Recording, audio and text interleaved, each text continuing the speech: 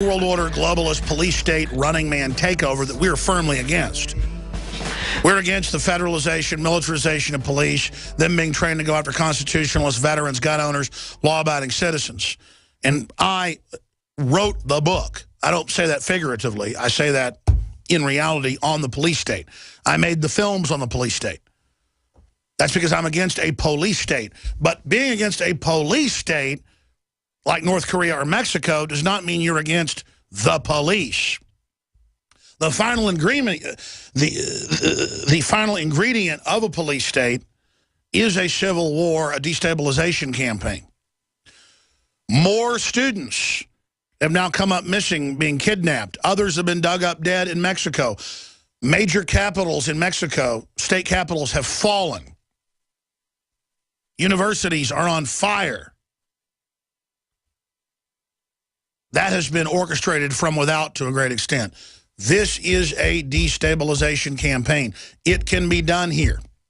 The controllers will sit back overseas and watch this unfold. That's why we're trying to expose it. The toll-free number to join us if you've got any questions or comments for our guest on the topics we've raised today, 800-259-9231. First-time callers again, 800-259-9231 on this December 26th Worldwide Live Edition. I'll also be back this Sunday, Lord willing. Don't want to tempt fate, but I intend to be live this Sunday, 4 to 6 p.m. Central Standard Time. And please, never forget they're trying to pass SOPA and CISPA again. Never forget they're licking their chops and they want to shut up the people they disagree with. Never forget that we have a chance to beat the globalists. That's why they want to shut us up.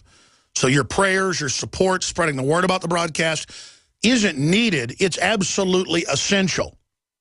You are the InfoWar. You are the resistance. So I salute all of you out there as we accelerate towards 2015. Okay, going back to Doug Hagman and Joe Hagman of the Northeast Intelligence Network. Go ahead, get into the data that you had, Joe. Break that down, and then we're going to start going to some phone calls. I also want you guys to raise any topics that are front and center for you instead of me just asking the questions, so you guys have the floor. Thanks, Alex. What you said right at the top of the hour when you brought us on was very accurate. You know, they're destabilizing the economies in a way that they destabilize the governments of Syria and Libya.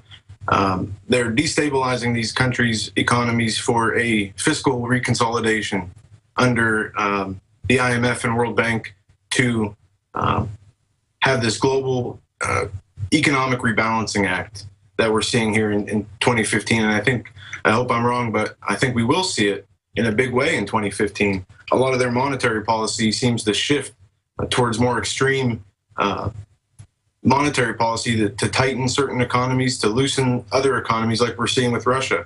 In an IMF document from 2014 and a World Bank document, both, they talk about the upcoming Russian inflation and how to manage it in a way through fiscal policy that doesn't allow for rampant inflation, but they're going to control it in a way where they're strengthening, they say, the Russian economy and rebalancing it with less government control. And that's what they say here in their International Monetary Fund World Economic Outlook from 2014.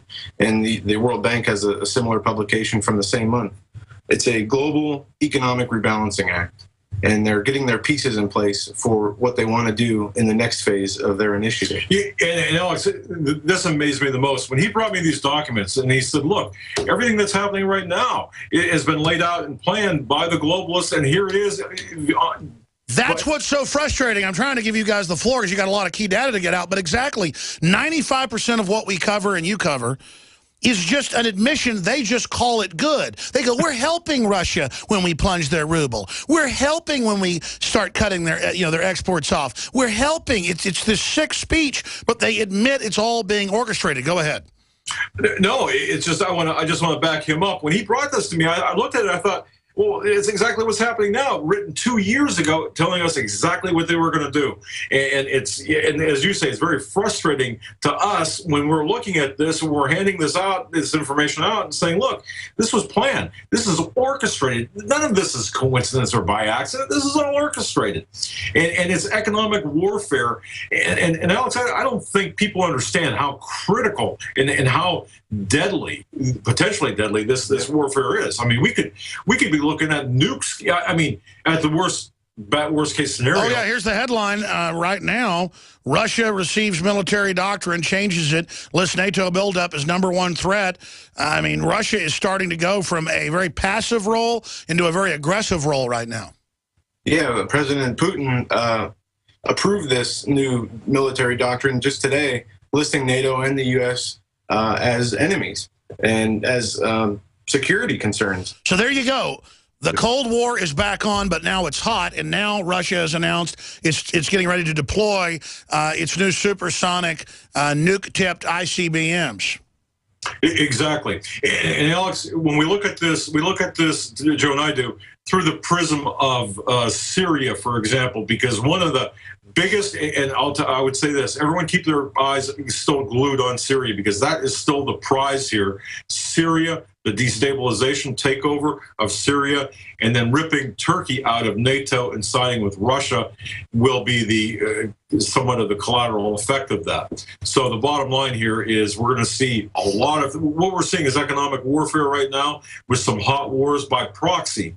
However, when this happens, I do believe the gloves will be off, and we're going to see. That's right. The average person's watching ESPN right now, where guys are wearing suits and ties, all real excited about football games. While meanwhile, it's well known that U.S. Special Forces have been forced to be in there, and they're very upset about it, advising the extremists that run the Ukrainian government to attack the Russians. And I don't have a dog in this fight. I'm not Russian or Ukrainian, but the West and George Soros have bragged they started it. And in my book, it's not right to come up to somebody's border and start bloodying their nose and then not expecting them to retaliate. How do you guys expect Russia to retaliate in an asymmetrical proxy war way against being encircled and being messed with?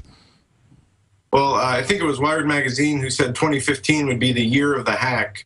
And I see this, the Sony hack as a run-up, as a testing, per se, a pilot program to their, what they call the Phantom Menace technique in warfare. And this is what they were going to do, is use proxies to hack. We know that the medical industry is a soft target, as they list it. And we have, a huge push into this e-commerce. We have e-banking now. Everybody does their banking online.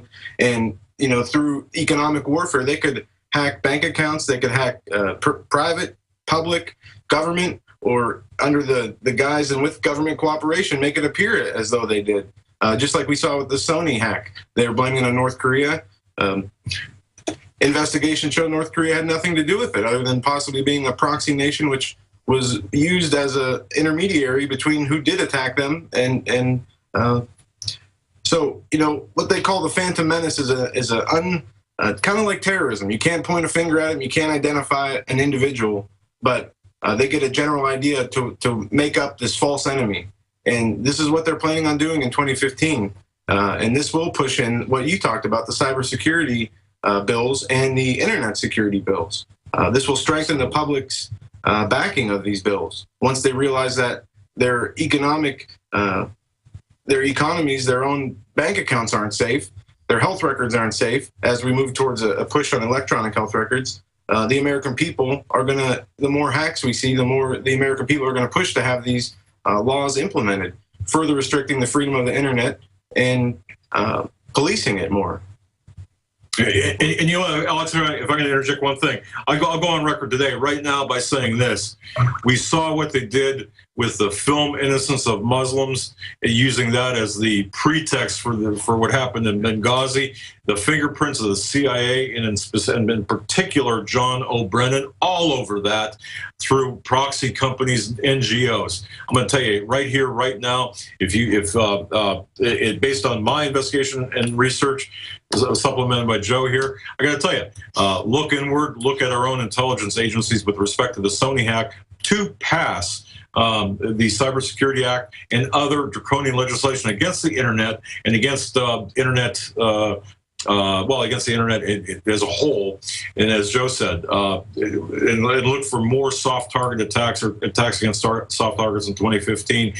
In particular, the healthcare system that will usher in an entirely new type of arrangement with respect to how exactly. They'll claim Obamacare is not working well because of hacks. You can see how their mindset works. What about physical attacks? They say they're gearing up for patriots to blow stuff up with zero evidence. I mean, I see them in the movies, the culture, priming the public mind for domestic physical attacks, bombs, truck bombs, mass shootings, to be blamed on the globalist opposition, the liberty movement. Any information on that? Yeah, I mean, we see with what they're trying to do by stirring up racial tensions in different parts of the country, and we talked about how they're trying to reach a tipping point. I think that the American people are going to come together rather than pull each other apart, and they're going to see that their options are far and fewer to get this tipping point reached. So I believe they will pull out as much. We saw with ISIS how when Syria the public would not allow the government to strike Syria. And they repackaged the threat into the ISIS threat, threw out a couple of beheading videos, and now we have this huge enemy ISIS that we never see about or hear about unless, they have some kind of propaganda video or a piece of news that is out there. I think they'll just repackage